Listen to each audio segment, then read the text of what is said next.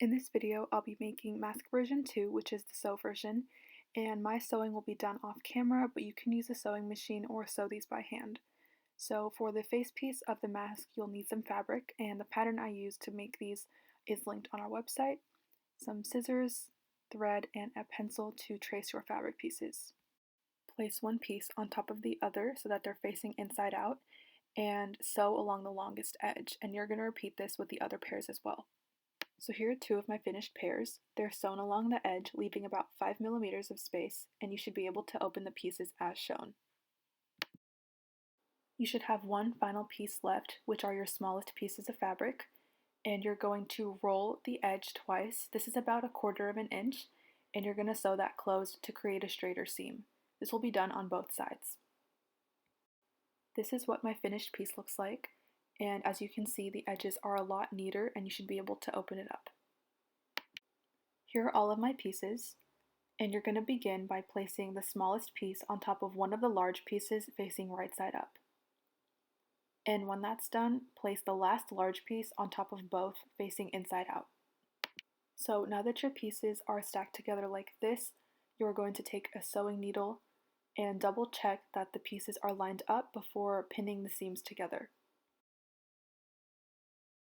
So this may take you a few seconds, but it's better to take your time to avoid any injury.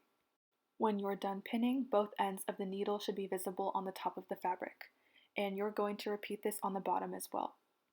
After double checking that the seams of the fabric are lined up, I'm piercing down, hooking the fabric around the edge of the needle and piercing through again. So now that you have the top and bottom pinned together, you're going to sew along the top edge. Again, leave 5 millimeters of space and sew all along the bottom as well.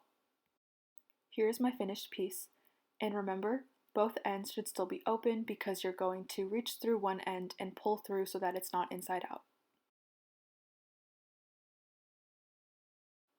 Here is my face piece completed, and as you can see, there is a pocket for a filter. Here is my face piece and a completed mask, and the ends of your face piece should still be open. To attach elastics, I place the bands in the end of the mask and sew it closed, which is why I've left the ends of my face piece open. The filters shown can be found at Target. You can also find filters on Amazon, and there are resources for alternatives to filters on our website, which will be linked below. Once you're finished, you should be able to insert a filter into your mask.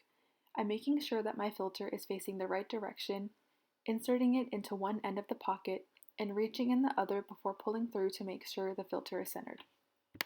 So now you have a completed mask. Thank you for watching.